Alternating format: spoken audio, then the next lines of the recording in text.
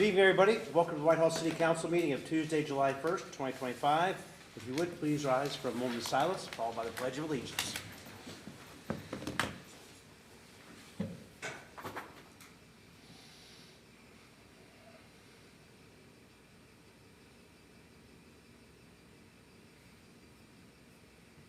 Thank you. I pledge allegiance to the flag of the United States of America and to the republic for which it stands, one nation under God, indivisible, with liberty and justice for all. Ms. Aug, would you please call roll? Farquhar. Present. Dixon. Present. Brown. Present. Elmore. Present. Morrison. Present. Heck. Present. Smith. Present. President Potter. Present. First item on the agenda is the approval of the minutes for the June 17th, 2025 agenda and regular meeting minutes. Mr. President, I'd like to make a motion to approve the minutes. Second.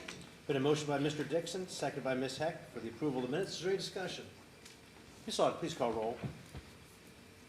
Farquhar. Yes. Dixon. Yes. Brown. Yes. Elmore. Yes. Morrison. Yes. Heck. Yes. Smith. Yes. Minutes have been approved. We'll now move to our standing committee reports. First one being Administration and Financial Management, Chairperson Elmore. Thank you, Mr. President. Administration and Financial Management met last week. Thank you, Councilor Morrison, for chairing that committee for me. I understand the minutes are on file, and we will meet again next week. Thank you.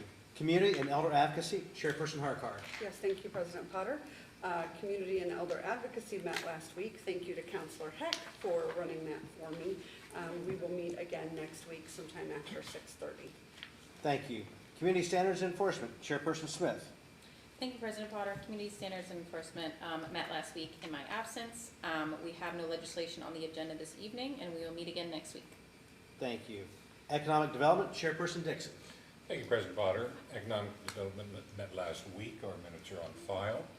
We intend to meet next week sometime after 6:30. Thank you. Infrastructure, Maintenance, and Services, Chairperson Brown. Thank you, President Potter. Infrastructure Maintenance and Services met last week. Our minutes are on file, and we plan to meet next Tuesday at 6:30. Thank you. Public Safety, Chairperson Morrison. Thank you, Mr. President. Public Safety also met last Tuesday. Our minutes are on file. We'll meet again next Tuesday sometime after 6:30. Very good. And that brings us to Parks and Recreation, Chairperson Heck. Thank you, Mr. President. Parks and Recreation met last Tuesday. Our minutes are on file. We have no legislation on the agenda tonight, and we will meet again this coming Tuesday after 6:30. Thank you. This brings us to our officials' reports, first being Mayor Bivens. Thank you, Mr. President, members of council, and everyone that's here this evening. I know we'll talk about this in Community Date Board, but everyone knows that the fireworks viewing party is July the 3rd.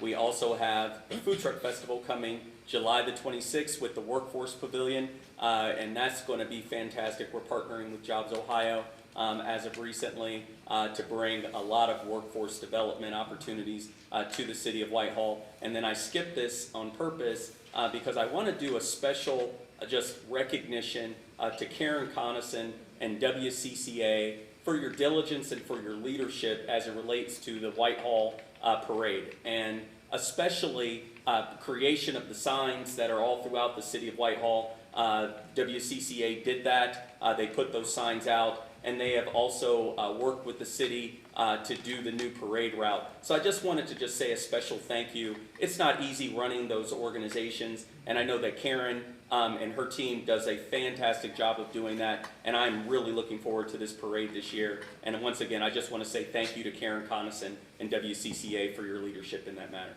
Thank you. Thank you, Mayor. City Attorney Nicodemus. Thank you, President Potter. Had a staff meeting today. It's sometimes hard to get everybody together in the summer with vacations and everybody's schedules. But in general, everything is going well, and so that's my report. Okay, thank you. City Auditor Quinzel. Thank you, Mr. President. We have received the draft audit report from Julian Group for fiscal year 2024.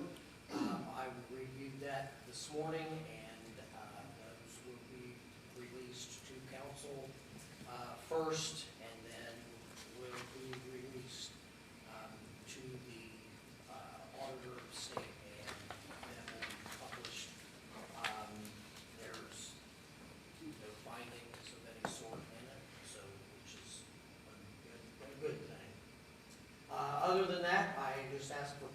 consideration of Resolution 24, 2025. Okay, thank you. Director of Public Service Rollins is not with us this evening, nor is our Director of Public Safety Greg, nor is our Treasurer Alexander, which brings us to Director of Economic Development Russell. Thank you, Mr. President. I do not have a formal report tonight. Okay, thank you. The following official reports have been filed in the council office since the last meeting, which is one item, which is the Treasurer's Report for May 2025. Under communications, petitions, and claims, we've got no communications, petitions, or claims that were filed in our council office since our last meeting. This now brings us to our first poll public of the evening. I invite anybody to please come forward. As usual procedure, please sign in, and you'll have 3 minutes.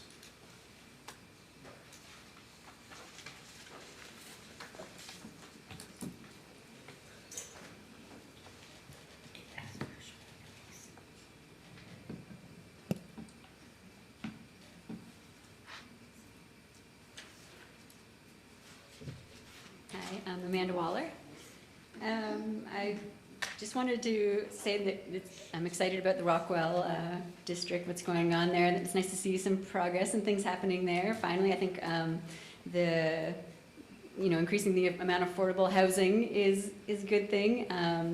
And I think probably decreasing the commercial space a little bit also makes sense in this climate that we have now, right? I guess I would just encourage everyone to just don't rush it too much, right? Because we've waited this long for it. It is the gateway to Whitehall. It's the largest urban redevelopment project in Whitehall's history, and it's the largest redevelopment project in a qualified opportunity zone in the country. So there is really a lot of opportunity here, right? And so I think we just want to make sure that it doesn't change too much from what was originally proposed, or if it does, that it's still in a positive, way, right, for the city as well. And so I think it would be nice. I think in the first round originally, there was a lot of consultation with the public and the citizens as well. And then there's, companies that did the design guidelines and architectural company and whatnot. So I don't know how much of that has changed now, but it'd be nice if we could see, I guess, the new plans, or the public they could share some of that. I know that it was presented here, but for those of us who didn't come to that meeting, it'd be nice to see either the development agreement or the new specs and stuff. Yeah, basically that's just it, I guess. Just make sure you take your time with the decision, and hopefully involve the citizens, or at least let us know what's going on. Yeah, thank you. Thank you.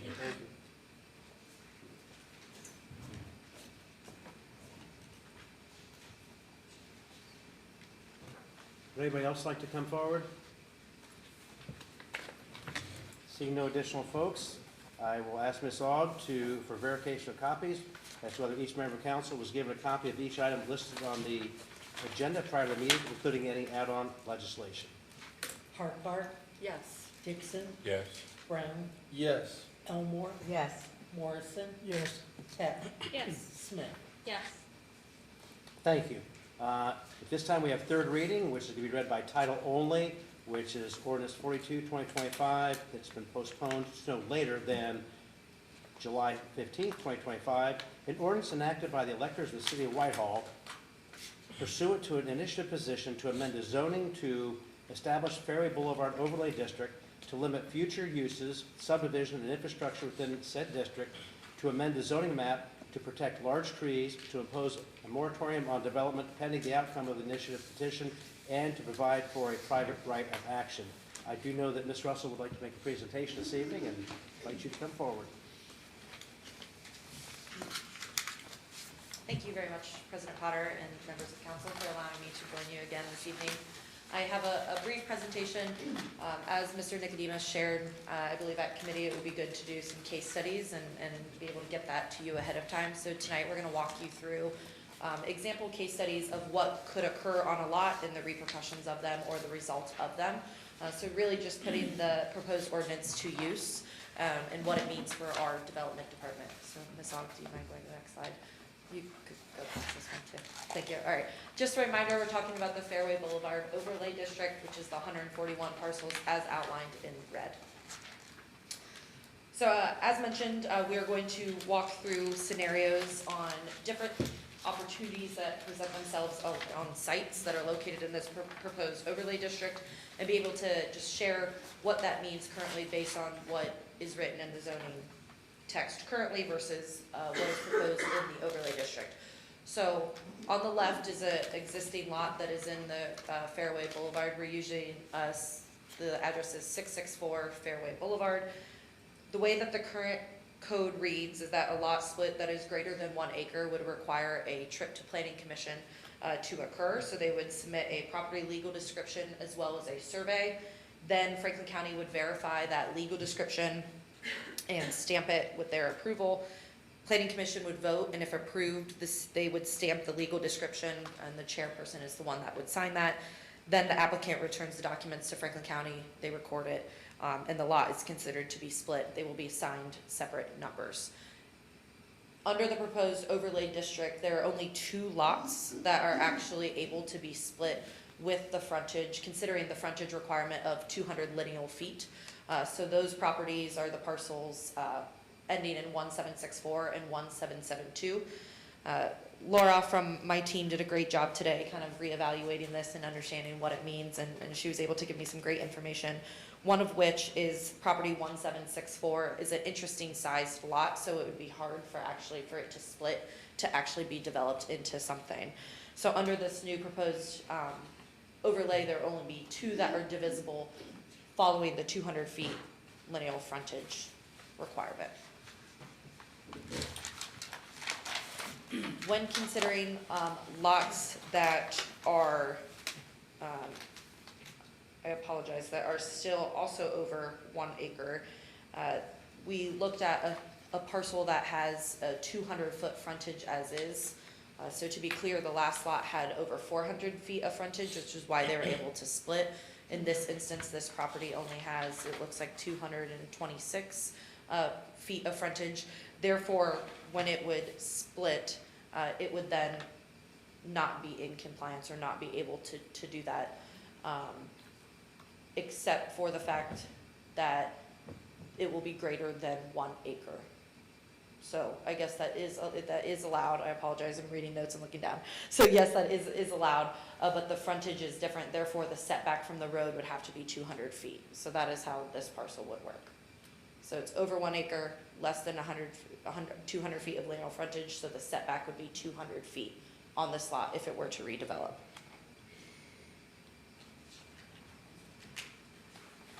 And then we could go to the next slide, please. All right. For a lot that is under 1 acre, the process goes through to the BZBA rather than the Planning Commission. So what that means is the same kind of process of getting the legal description and official survey are submitted. They then go to Franklin County for verification. The BZBA would then vote on that application. The BZBA chair would be the one to sign off on that. Then the lots would be submitted to Franklin County for their verification. So, So that is the difference with a lot if that would be under 1 acre that is split. Unfortunately, due to the requirement of the code that the lots have to be greater than 1 acre or have 200 lineal feet of frontage, a lot like 355 Fairway Boulevard would not fall into compliance. Therefore, we would not be able to approve of that lot split. So that is the difference from this one compared to the last one.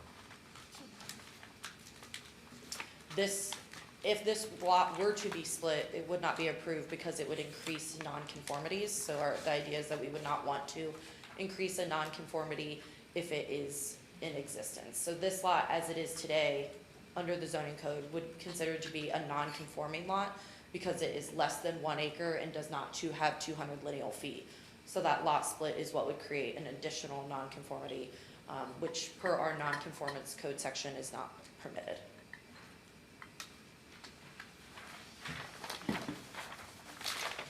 I shared with the mayor today, it's funny when you spend a lot of time with something, you either learn more as you go or you have a different understanding as you step away, come back, step away, come back. So I think something that is exciting for me is being able to step back and go through the definitions in our zoning code as it exists today. So as it exists today, we allow for the single detached unit dwelling. That also actually does apply to ADUs per the definition in our zoning code, so we did confirm that. So the way that the overlay is written does permit ADUs to be developed. And to be clear, the way that the zoning overlay district is written, it permits that.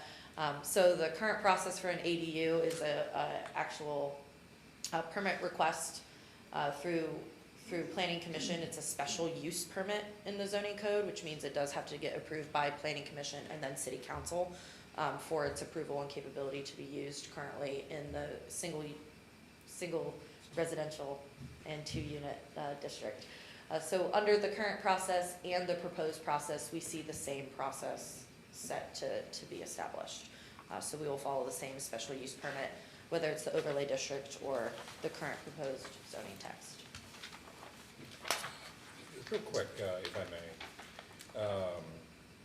in consideration of what you're showing us in scenario number 3, both of them are exactly the same. Yep. So you're just showing that there is no difference here? That is correct. Is that it? Yeah, there's a couple examples in here that they are the exact same. We wanted to make sure that you have all the information that you need as we're moving forward towards this decision. So some of them are exactly the same. In This all is one of those. scenarios, regardless of whether there's a change or not? Correct. Okay, thank you. My pleasure. Sorry to know. I do have a note to remind you all that special use permits do require notification. So there's a notification to neighbors that are within the notification requirements. So just to share that and remind you of that requirement that exists with Planning Commission. The next scenario that we have, scenario 4, is the request for a short-term rental. So currently the process for a short-term rental follows also a special use permit. So anything that would be a Airbnb, VRBO, any of those fun platforms that you can book a short-term rental through. Those all follow a special use permit process, would be the same as the instance before for the ADU. So that would be the Planning Commission visit and then the City Council ultimate say. It would require notifications, so it's the exact same process. However, in the proposed overlay district, short-term rentals were written out as a allowable use. So that is the main difference here, is that currently the zoning code does allow it through the special use permit. However, in the overlay district, we would not be allowed to have short-term rentals. May I ask a question about that? When I was thinking about this, my thought was, what if you have an one of these houses, they put an ADU in. They have an intended purpose for it, and at a certain period of time, it's no longer serving that purpose. Maybe they're putting it in for one of their, children is going to be an adult, they need a place to live while they're in college. I don't know why they would, as an example. That person moves out, no longer is living there. If they intended to put the ADU on, Airbnb, they cannot do that.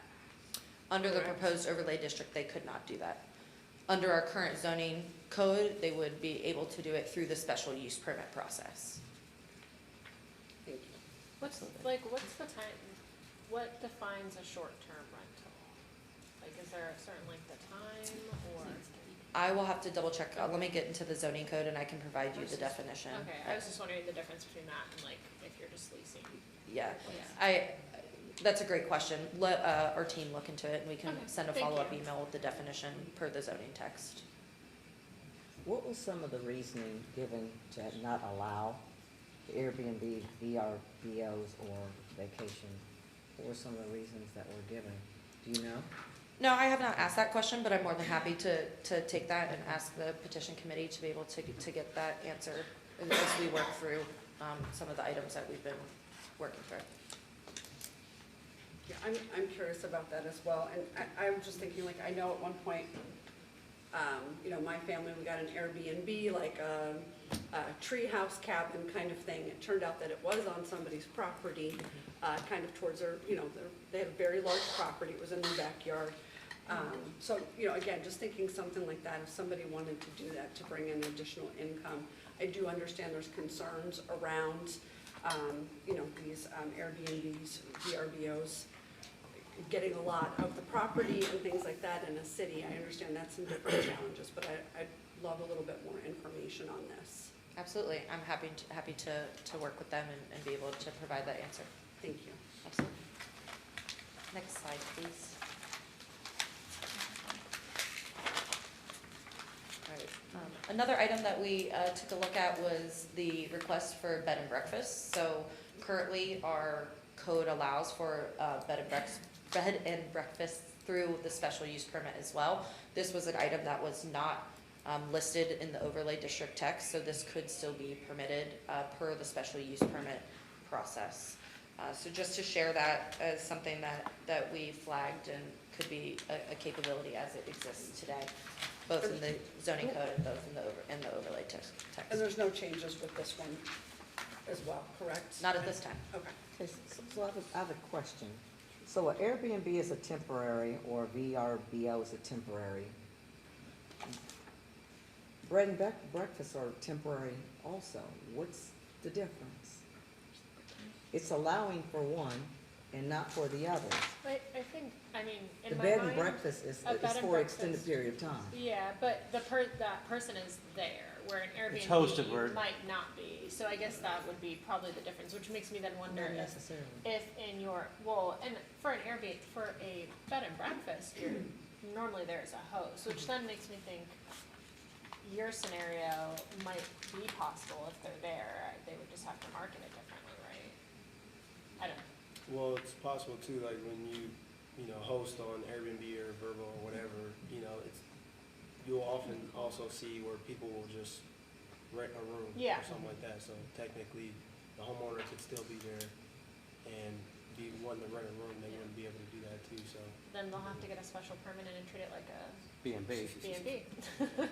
Right, I guess, I don't know, I mean, that's a good question to ask, but that's, in my mind, that's the difference between the two. I hadn't thought about the single room or a portion of the Yeah. house being rented out either, so that might need some clarification. Absolutely. I can make the note of all of those things and have a great conversation leading forward. Are we able to, any more questions on this, or can we move forward? Awesome, thank you. Next slide, please. All right, scenario 6 would be the permit for a fence. So our current process is a zoning permit through the building department for a fence that exists as our current zoning code, and that would exist in the special, or in the overlay district. A zoning permit includes a fence, a sidewalk, a driveway, which would be expanded or replaced, a parking lot, concrete parking pad, a patio, a shed, a swimming pool, a hot tub, anything that you would view as a actual zoning, like smaller project, sheds under 200 square feet that are, dictated by building code. All of those tend to be zoning permits. So those would be allowable as long as they meet the setbacks and wouldn't need a variance. Now, a situation where they would need a variance, the variances cannot be granted if they are against the intent of the overlay district. So we're, I think, still working through some of that language, but that would be the only scenario that it would not be permitted, like for like, from our zoning text to the overlay text. Next slide, please.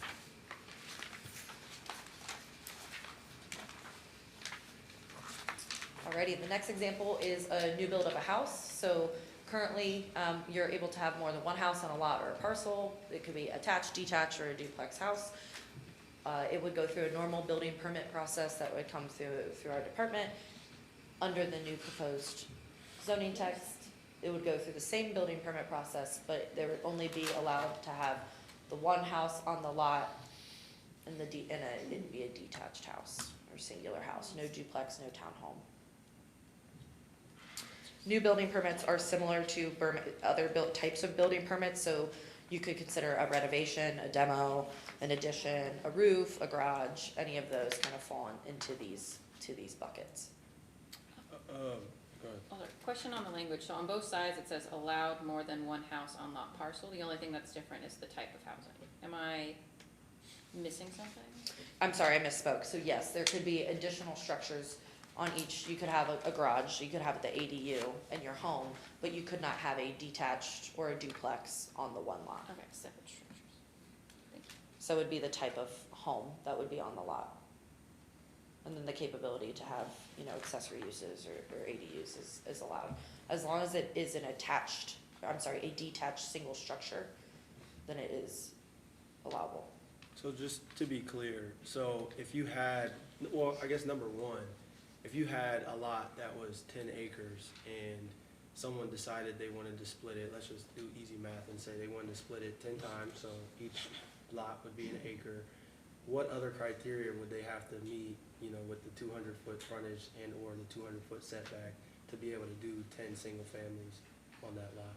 So they would be able to do 10 single-family homes on those lots. They would each be about 1 acre in that example, so the only requirement would be 200 feet setback from fairway. Okay, so I would just be curious, I'm happy to hear from you or anyone else who can answer the question, but I know I brought it up last week, but I'm just curious to hear, I guess, the intention behind, okay, in that example, we'll allow 10 single-family detached products, on this one site, but we wouldn't allow for someone to do one duplex on that site. And the idea, from my understanding, is it's to help preserve the character and density of Fairway, but I would imagine that 10 single-family units would probably change the character and density a lot more than one duplex. I'm just curious to hear, at some point that'd be addressed as well. Like I said, from you or anyone else who's able to answer that question.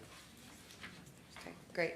I, at the end of my presentation, could turn and get an answer, I think, from any of the petition committee members that are in the public, or we could provide at a later date, whatever your preference is. Director Russell, can I ask, what's the issue with having an attached space on a house? Again, I'm just thinking, like, I had some friends, they attached a mother-in-law suite to their home. Would something like that would not be allowable in this case? So the item that I'm looking into is the entrances, how the entrances differ for like a mother-in-law suite. If they had a separate frontage of an entrance, does that end up putting them in a category that is separate than a detached house? I know that there's some mother-in-law suites where you enter the one door into the building and then you would go left into like a separate, kitchenette, family room. And those, I think, would still be allowed as part of the home. I think the question I have is if they were to create a mother-in-law suite with a front door to the mother-in-law suite and the front door to the regular home, what Right. that means. So I'm still working through that with code. Okay. And I have that flagged as just a question on how it would work to work out with the petition committee. Okay. Thank you. Absolutely.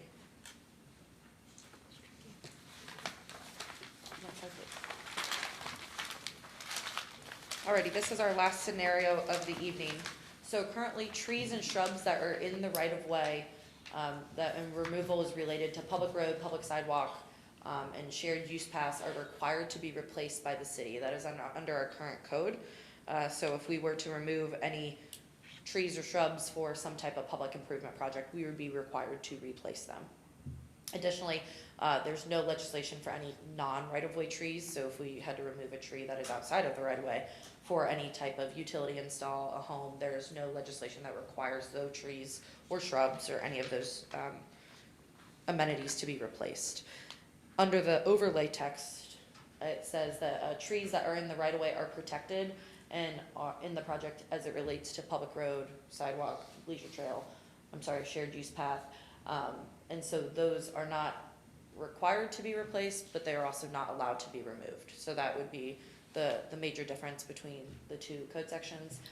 Additionally, there's also no legislation for trees that are not in a tree conservation area or a non-right-of-way tree. So that is the same between both the current zoning text and the proposed overlay text. So if the trees are protected, this is a ridiculous scenario, but if it's right in the middle of where a new road's trying to go, there is no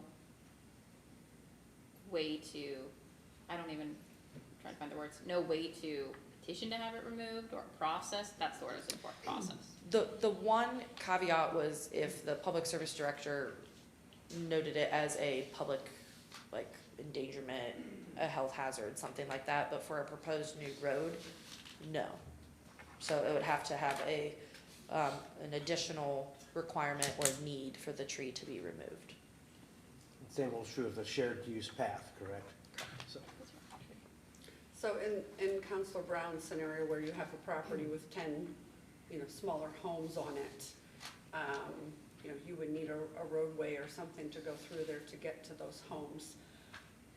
That would not be that would not be allowable under this unless it was obviously fire, police would need to get there. Would that be the only scenario that could happen? So in an instance where the lot would split, as long as it's not in a right-of-way, so an instance where a road is going in, there would be right-of-way. Okay. So if there's not right of way, if it's just a lot split and they're developing on the lot, they could remove those trees. But it's the instance that when it's in the right of way, it's protected as if the project, like related to the project. If it's a private road, would that?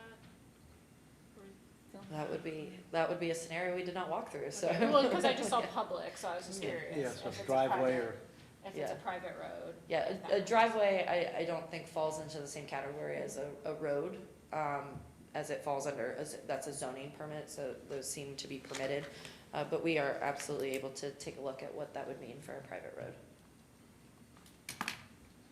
So a lot of times, so great that the tree's being protected, but in the construction of roads or paths or even homes, there's a lot of heavy equipment. I mean, you could avoid a tree, but in the construction of the path or the road or the whatever, it could cause the death of a tree.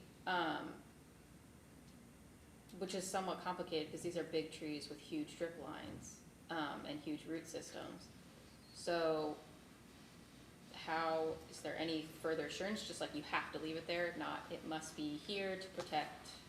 Are there additional guidelines? I think the guideline where the director of public service or, that can, indicate whether a tree is healthy or dead or causing any of those concerns, I think that gives us a little bit of capability to work within. But Well, I'm saying like the construction of the road or path could cause a tree to become unhealthy. yeah, I've run into that on projects before. Yeah, absolutely. I think it happens more than people would like it to, right? Yeah. The code doesn't really contemplate that scenario, the proposed code. I think we'd have to kind of read between some of the lines and understand where it would fall with that scenario. I'm more than happy to take some of this back. I think this is a nice segue into, on Friday, I had the pleasure of meeting with Holly and Patricia in a very impromptu late notice meeting, but it was a great meeting.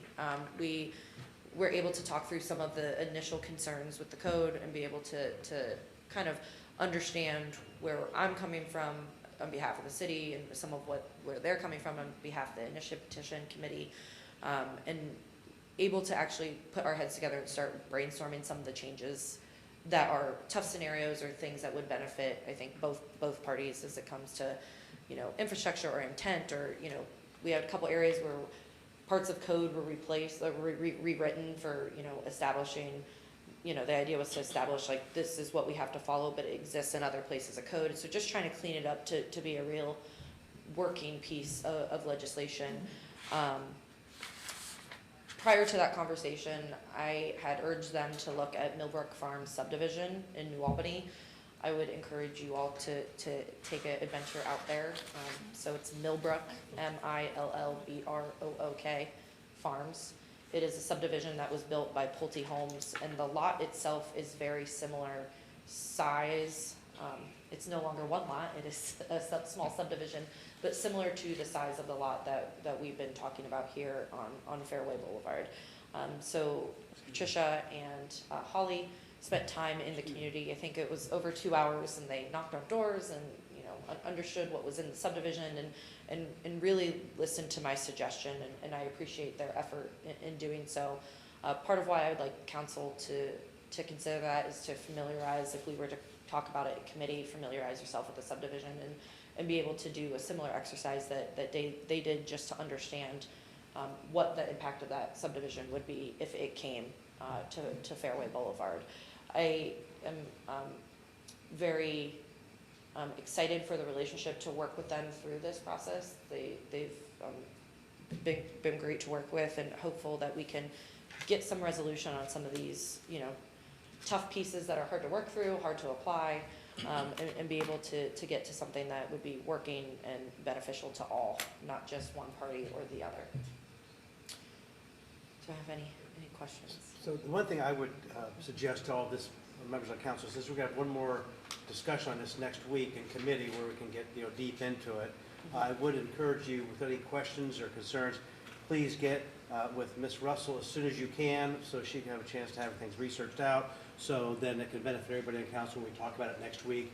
So I'm afraid if you come with something and hit her with it on next Tuesday, it's just not going to give her the proper time to do the due diligence to talk with the Fairway Committee, as well as doing some research on our own. So I would just make that open request to everybody. I had a couple things, but I know Amy had something.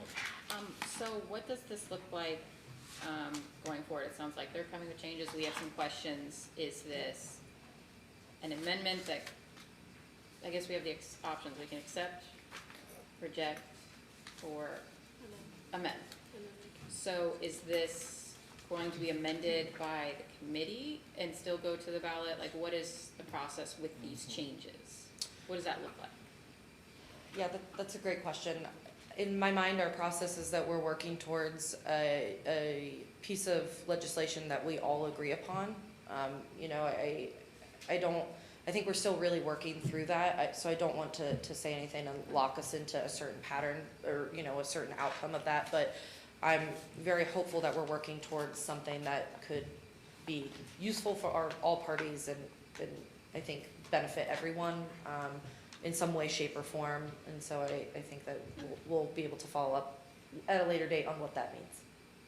I would suggest that we ask Mr. Nicodemus to fill us in on that piece of information about, that you asked, what is our role here in this initiative petition, amend, you know, pass, etc.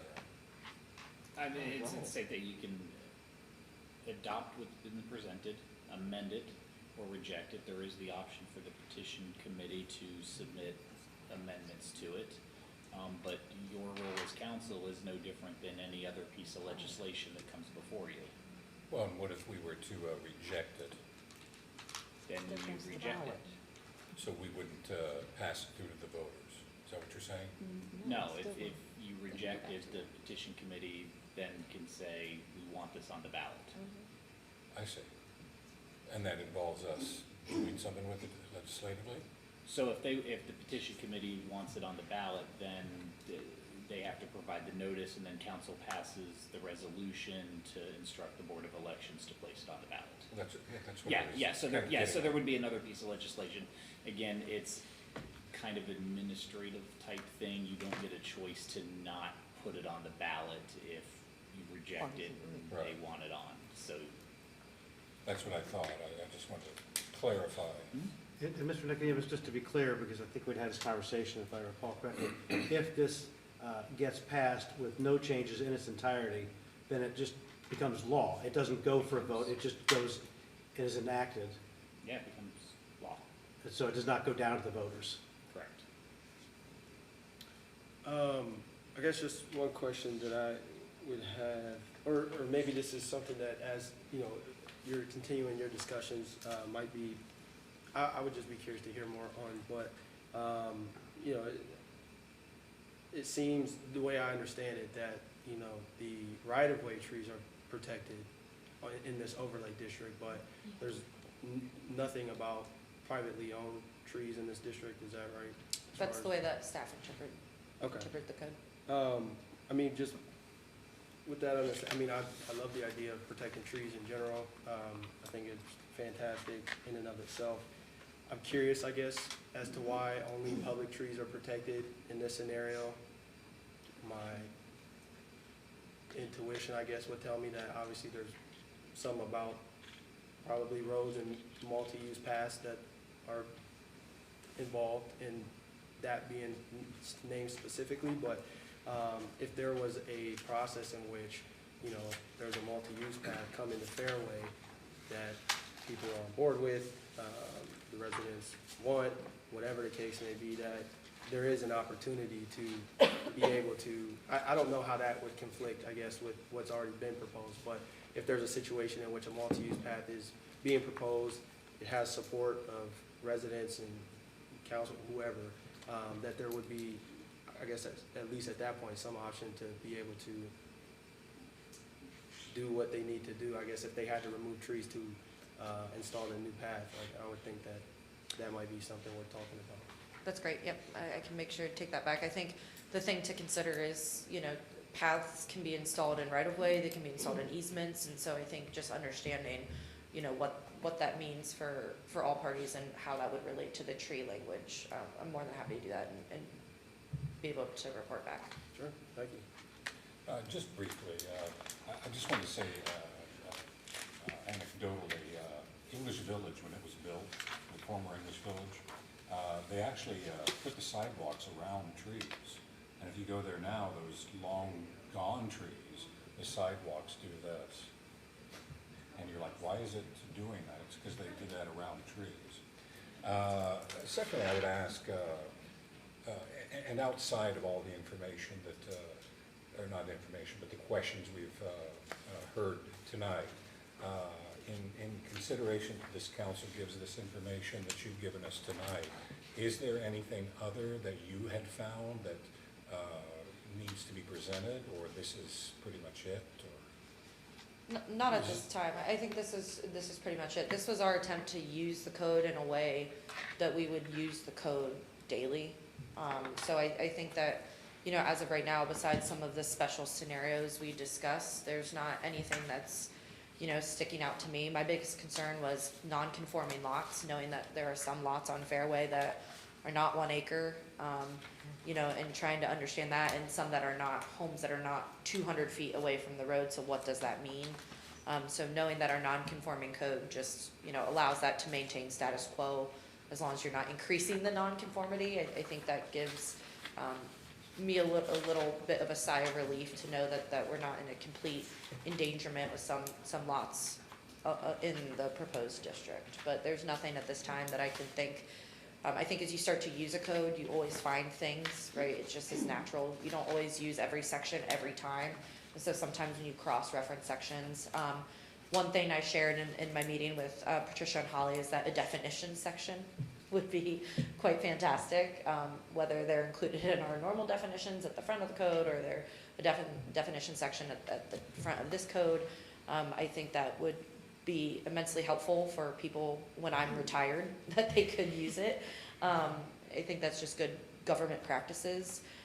Additionally, I shared with them that, you know, it's like we have some standards set up and then it refers back to the STR, and sometimes that is also hard to use because you're going between multiple code sections that are in different places, and sometimes that just is logistically hard to use. So we discussed what it would be like to be able to establish, you know, other standards that even are in the STR, but reiterate them in the overlay district, so it's in one usable place. I think that seems to be a best practice for those behind me that would be able to use it. I think when you're doing government, you should be doing things for everybody that's behind you to use. So those were I think the two things that, you know, off the top of my mind that were important to me, and in discussing and seeing as an opportunity to enhance the way that the overlay district would be used.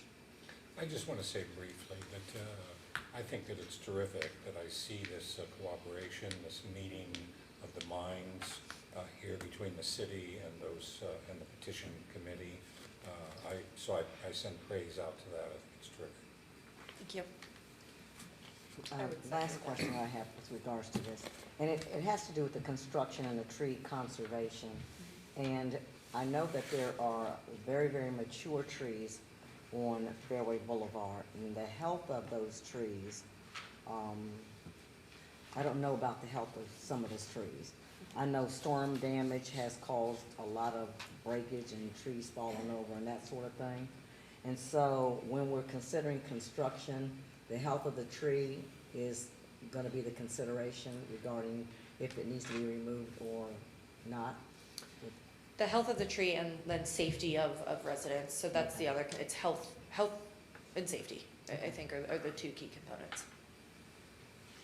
One last thing, I don't know if you're able to speak to it with I don't know if you went out with the petition committee to go to Millbrook and speak with the residents there, but if there was any feedback that could be shared by either you or them on what the feedback was from speaking to those residents, I would also be interested to hear that.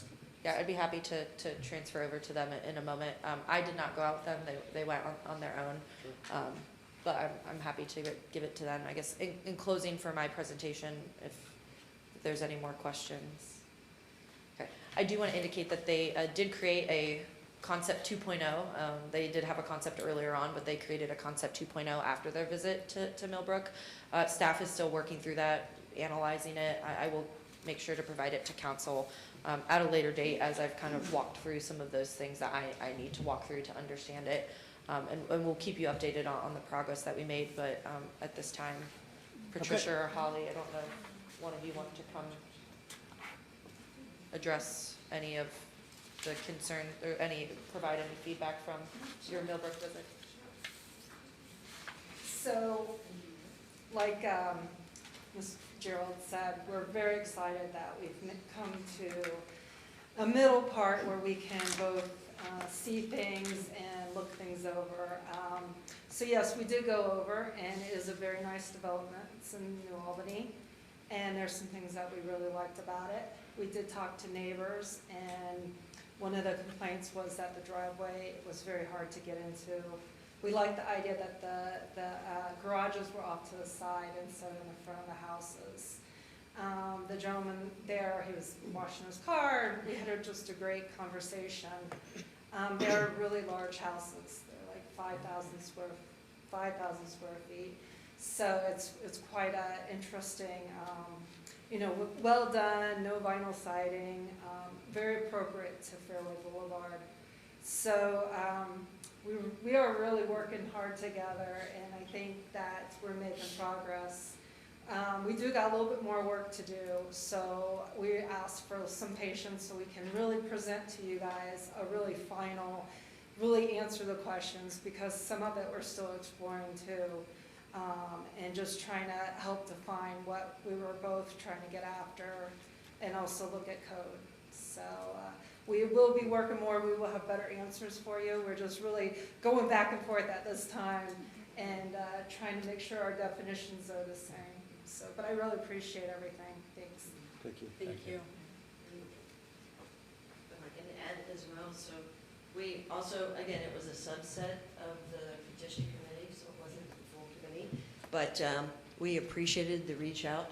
It was the first time we had someone from the administration actually reach out, suggested going to this particular New Albany development. We took 2 hours on our Saturday to go.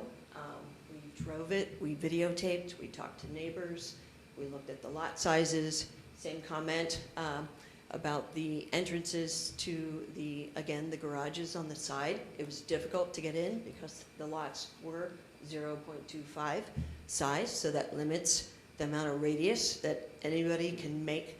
And if you have a large oversized car, you cannot do that. In fact, he said he had to do a 9-point turn to get in.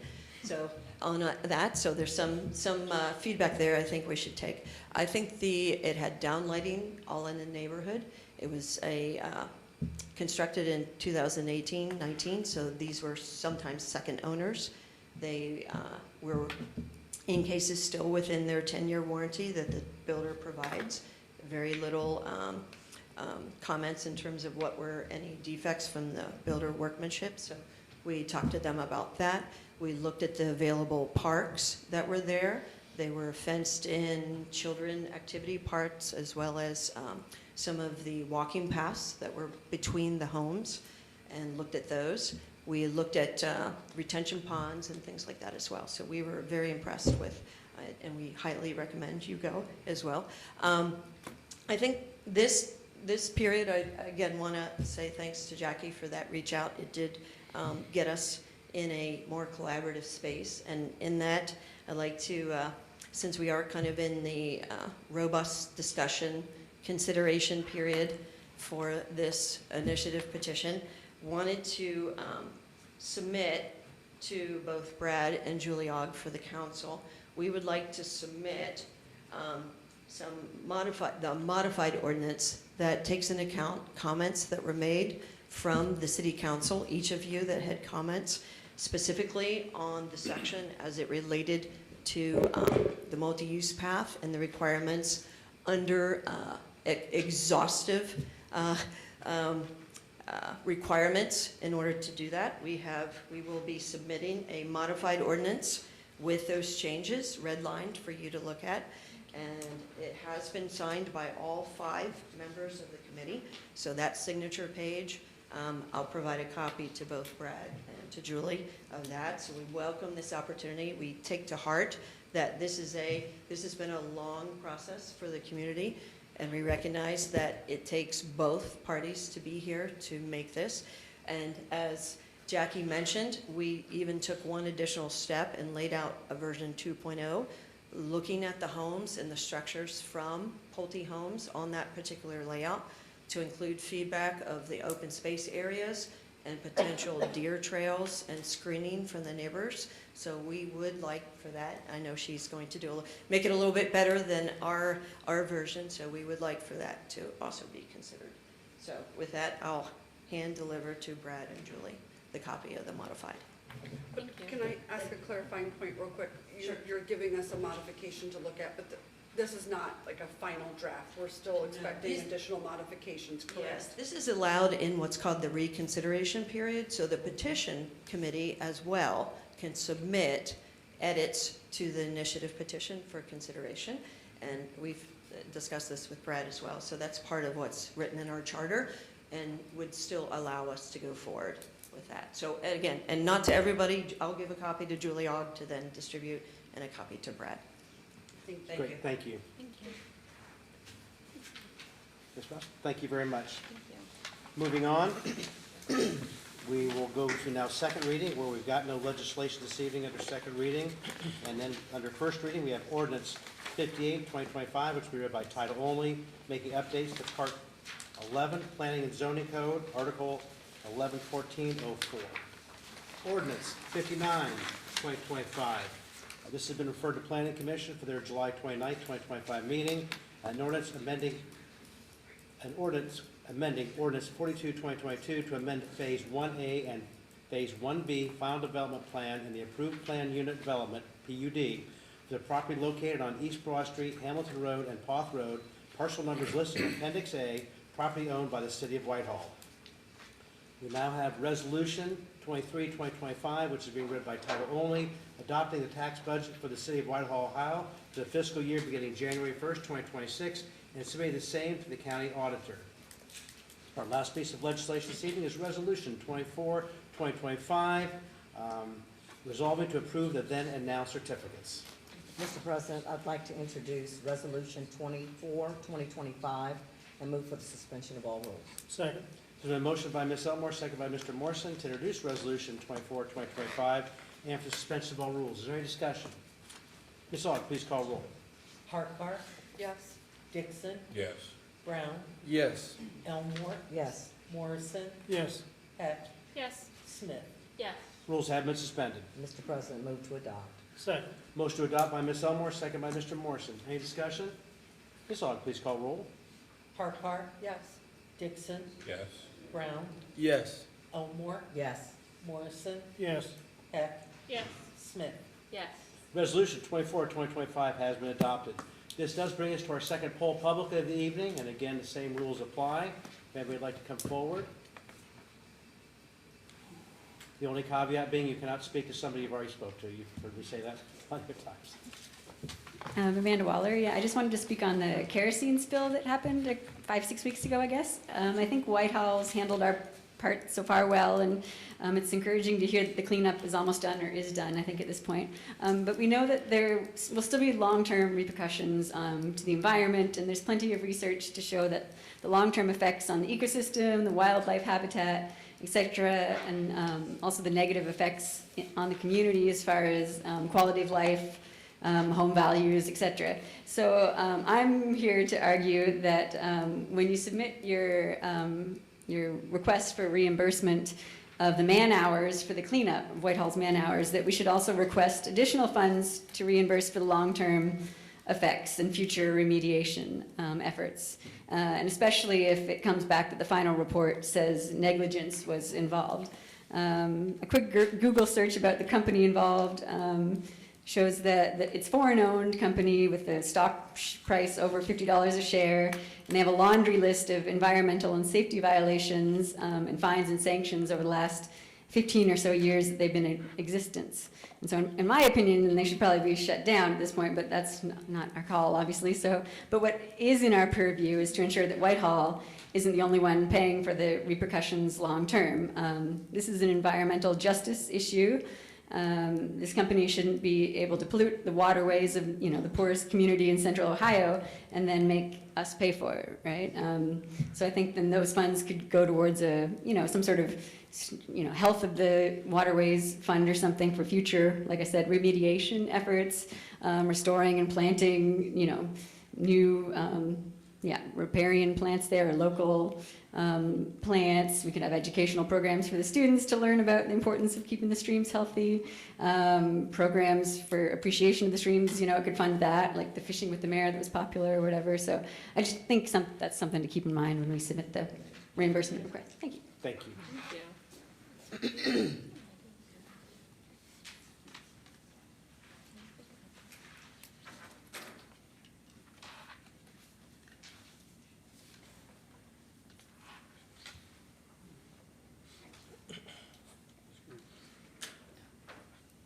Good afternoon. I wanted to, there was two subjects I want to talk about. One is also what Amanda talked about the construction on Hamilton and Broad, and that we would be open to the public, that somehow we could be open to the public to have some input into the look of what's going in there. They are changing things and things that they were proposing to us. It's a really important property. It's a beloved property, and a lot of people, have a lot of opinions about it. As we were working on other things, a lot of people talked about this project, and it's very near and dear to everybody, just as important to Fairway, and I hope that you guys give us the opportunity to have community input. Speaking of community input, I've seen a lot of people talk about the video, the live videos, and people have been saying that that there's no comment section, and I don't know if this is possible. It's really important. It's one of the ways I got involved doing this, by looking and seeing what is important to Whitehall. I was very surprised how many people do stay at home and watch the video live feed. And I think it's a shame that we're not allowing comments. I know there's some dumb ones, but most of them are supportive. And I wish that there was a way we could solve this and allow comments again. Thank you so much.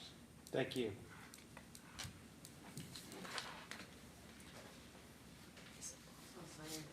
Holly Stein. So on a different topic, I'd also like to talk about Rockwell District. And in the ordinance that I know is going before the Planning Commission, July 29th, that it references Buckeye Apartments, LLC. And what I want to do is ask to make sure that this city council is doing its due diligence on who and exactly what that entity is. Is it truly a representative of NR Investments? Is it a multiple LLC that's structured behind it? The reason why is because we as Whitehall need to have protections, and you as city council need to have protections and know exactly who this Buckeye Apartments LLC is. We've tried to do some research. It's difficult to find who exactly is the owner entity of that.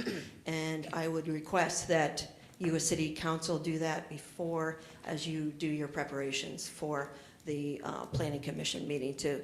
And know, secondly, make sure that you have the right protections in place for City of Whitehall to make sure that there are protections for this deal. This is one of the largest deals, as was said earlier, in Central Ohio, and even domestically of this kind, and we think it requires some due diligence to make sure we know who we're operating with and what are the protections for City of Whitehall. Thank you. Thank you. Anybody else wish to come forward? Seeing no one, I will move on to Community Date Board. The mayor pretty much said it all. Only thing I'll add is that the parade starts at 10, because I don't think he made that announcement, and fireworks start at 6. And just that it goes from the high school Yes. down Langley. There's a new route, which the mayor somewhat touched base on already, but with the new route, you can check it out. It was in the newsletter that went out, and then you can also look on Facebook or any of the signs that they've put out. But just to reiterate publicly, it's from the high school down Langley to Bernhard, left on Bernhard to Edna, right on Edna into John Bishop Park. Yes. I'd also just like to add, because I thought it was cool, I saw it advertised today, there's a survival skills course, or class, I guess, this Saturday, July 5th at Whitehall Community Park, from 12 to, I wanna say it was 1:30, but they'll be teaching cool skills, like, you know, how to tie a knot, how to create a fire, just cool little skills like that. So I figured it'd be, you know, something cool to check out. So I just wanted to put that out there too. Okay, so nothing further, then we will now poll council. Ms. Harkar. Well, thank you, President Potter. Thank you to everyone that came in. Thank you to everyone who spoke. Director Russell, thank you so much for the work that you're doing with Holly, Patricia, and the rest of the group to try to come to some kind of a resolution here that will work for everybody. That's really all I have, but have a safe holiday week and weekend to everyone. Drink lots of water. Thank you. Mr. Dixon. Thank you, President Potter. Thank you, everyone in house for coming in tonight. Thank you to all those that are watching from home. Couple things. Well, happy 4th ahead of time. I'm sure I'll say it 20 times during the parade or more. I'm marching as a candidate and not able to march with the council themselves. Thank you, Ms. Waller, for your comments, and that was an excellent thought about the kerosene spill. Ms. Stein, Ms. Balser, thank you for your comments as well. Ms. Balser, you know, I will say, I had sent an email to the mayor because I have concerns, and I spoke of them last week regarding the council streaming. I mean, I'm not going to talk about it right now, but I have some concerns as well, and I definitely want to bring up those next week at the committee meeting and see what we can do to keep, restore, have those sort of things available, because the people have grown accustomed to them, and like you say, they have their advantage in that they bring people in, and that's what this council and this government has wanted all along, for people to participate in what's happening here. I remember that, well, and sometimes they still happen, but the old days when I would be the only one in this chamber watching the council proceedings, and they didn't like it then. No one likes that, and whatever we can do to facilitate more people in here, I think is a good thing. So I want to bring that up next week. Thank you to Ms. Russell. I met with Ms. Russell this week as the chair of the Economic Development Committee, and we had a very nice conversation. It went on so long I lost track of time, but I thank you for having that with me. It was very nice to introduce ourselves to each other and pick brains and all of that, and hopefully we'll have more in the future, and I look forward to some great things coming up in Whitehall. I'm sure there was something else. You know, survival skills. Everything I learned how to survive, I learned here in Whitehall. Just as an FY, it's a good learning place. Anyway, I think that was it. Thank you very much for. Thank you. Mr. Brown. Cool. Thank you, President Potter. Thank you to everyone who came out this evening. Thank you to everyone who's watching online. I appreciate everyone who got up to spoke this evening on all the topics that were talked about. I know throughout the Fairway project, you know, I said it specifically, but you know, it's obviously at that time, you know, emotions were high as the project was moving forward. But even then, it was still nice to see people be involved in in that capacity. And, you know, as I said, you know, I hope that as we continue to move forward, we'll be able to engage in a way that is a little bit more collaborative. And it seems like we're taking steps in that direction. So I'm super happy to see that. I think it's beautiful to see folks be involved and, you know, folks being able to work together in general. So I'm looking forward to, you know, how that continues as we move forward and face the challenges that we will inevitably face as a community. But, you know, like Ms. Harkar said, everyone have a wonderful weekend, be safe, and have a great night. Thank you. Ms. Elmore. Thank you, Mr. President, and thank you to the people that are listening and those that are present in these chambers.